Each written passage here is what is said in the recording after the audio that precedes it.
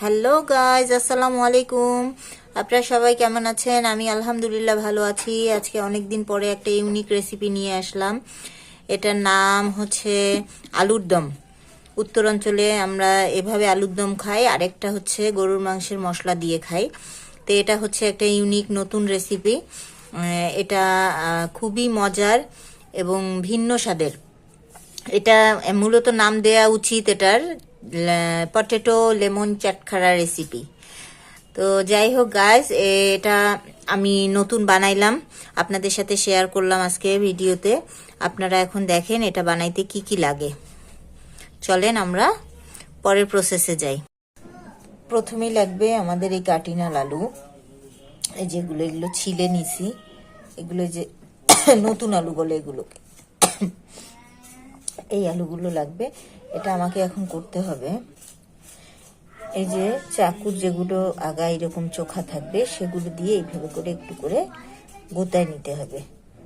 তাহলে হবে কি, সিদ্ধ করার সময় বা আমি যখন মশলাটা ব্যবহার করব তখন এর মধ্যে ঝাল মশলা সব ঢুকে যাবে ভালোভাবে। এইভাবে সবগুলো আমি করে এখন আমি এটা সিদ্ধ দিয়ে দিব। এখন আমি এর মধ্যে সামান্য একটু লবণ দিয়ে দিব, দিয়ে এটা সিদ্ধ হতে থাক আর আমি বাকি মশলাগুলো রেডি করে ফেলি। এখন মশলার জন্য আমার লাগবে হলো ধনিয়া পাতা। এগুলো আমি ছোট ছোট করে কেটে ধুয়ে নিছি। এখানে প্রায় 10 টাকার একটা আটি পুরাটাই আছে। এই ধনিয়া পাতা যত দিবেন তত আপনার আলুটা খেতে অনেক টেস্ট হবে।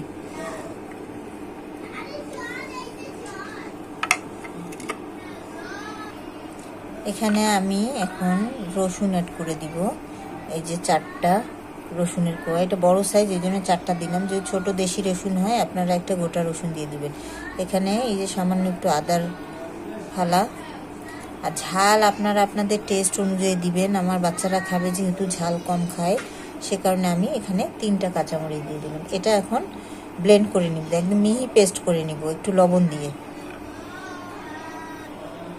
এখানে আমি আমার স্বাদ অনুযায়ী লবণ ব্যবহার করব, আপনারা আপনাদের টেস্ট বুঝে লবণ দিবেন। এখন আমি ব্লেন্ড করে নিচ্ছি। এই যে আমার দেখেন এইরকম করে আমি সুন্দর করে পেস্ট করে নিছি। এখন আলুটা সিদ্ধ হয়ে গেলে আমি বাকি কাজটা সেরে নেব। ফ্রাই প্যানটা গরম হতে দিছি, এখন এর মধ্যে তেল দিয়ে দিব। আপনারা রেগুলার যে তেলটা খান রান্নাতে সেই তেলটা দিয়ে দিব।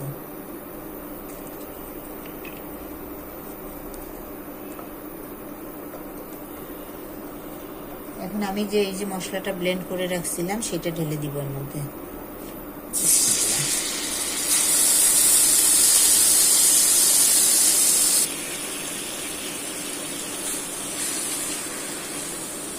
এটা ভালো করে আমি এখন একটু কষাই নিব।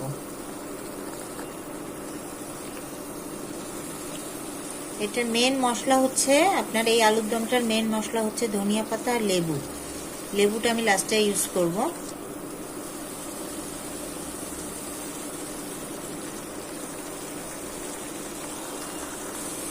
মশলাটা আমার একটু কষানো হয়ে গেছে। এখন আমি এই যে আলুগুলো যে সিদ্ধ করে রেখেছিলাম সেগুলো দিয়ে দিব।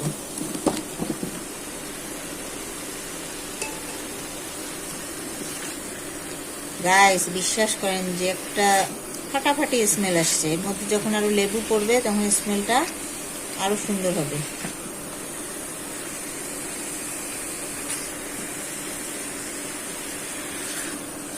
এটা কোনো ঝামেলার কাজ না। আপনারা এই ধনিয়া পাতার সসটা বানায় যদি নেন তাহলে আলু সিদ্ধ করবেন আর ভেজে নেবেন, মানে একদম সময় খুবই কম লাগে, অল্প সময়ে খুব সুন্দর একটা ইউনিক রেসিপি এটা। এটার নাম কি দেয়া যায় গাইস বলেন তো? এটার আমি আসলে নাম কোনো জানি না, তবে এটা খাইতে যেরকম লাগে সেই হিসেবে এটার নামটা হওয়া উচিত পটেটো লেমন চাটখারা রেসিপি, এরকম কিছু একটা দিলে ভালো হয়। আপনারা কমেন্ট করে বলেন তো এটার নাম কি কি দেওয়া যাবে।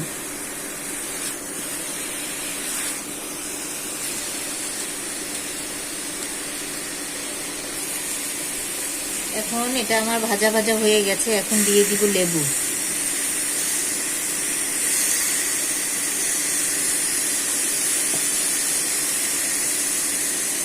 ফ্লেভারটা আমার নাকে আসতেছে, জাস্ট ওয়াও। এখানে আপনারা এই লেবুর রসই বের হচ্ছে না, এখানে আপনারা দুইটা দুইটার মতো লেবু ব্যবহার করবেন। যদি লেবুর রস থাকে বেশি তাহলে একটা লেবু দিলেই হবে, আর যদি রস কম থাকে তাহলে আপনারা দুইটা লেবু ব্যবহার করবেন, কারণ এটাতে প্রচুর লেবু দেওয়া লাগে। লেবু যত দিবেন তত টেস্ট।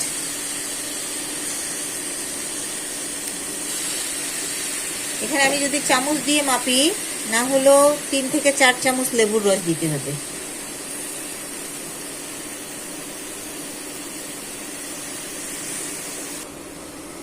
গাইস, আমার লেবু দেওয়া হয়ে গেছে। আমাকে আসলে 2 হাত ব্যবহার করতে হইলো, এই জন্য ভিডিওটা একটু স্কিপ করছি, মানে 1 হাত দিয়ে আমি চিপতে পারছিলাম না, লেবুটা অনেক টাইট।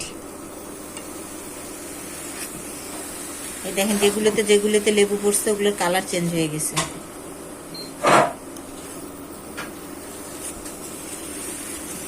এটা সামান্য নাড়াচাড়া করে গাইস এটা আমার হয়ে যাবে। আপনারা বাসায় একবার হলে অবশ্যই ট্রাই করবেন গাইস, এটা জাস্ট ওয়াও। মানে আমি দেখে আপনাদের কতটুকু কি মনে হচ্ছে জানি না, তবে আমার হচ্ছে মানে বানাইতে বানাইতে আমার জিভ দিয়ে পানি চলে আসতেছে, এত সুন্দর একটা স্মেল আসছে গাইস। এটা আমার হয়ে গেছে, আমি সার্ভ করে আপনাদেরকে দেখাচ্ছি। গাইস, এই যে আমার আলুর দম কমপ্লিট। আমি আপনাদেরকে ভালোভাবে দেখাই। এই দেখেন গাইস, আলুর দম একদম রেডি। মাশাল্লাহ, খুবই সুন্দর হয়েছে দেখতে। আমি আপনাদেরকে কেটে দেখাচ্ছি।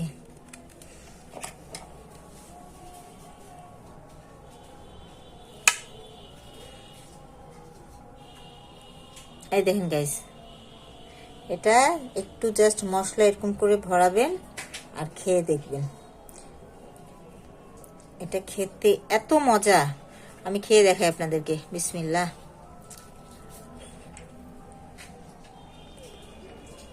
অনেক মজা হয়েছে গাইস।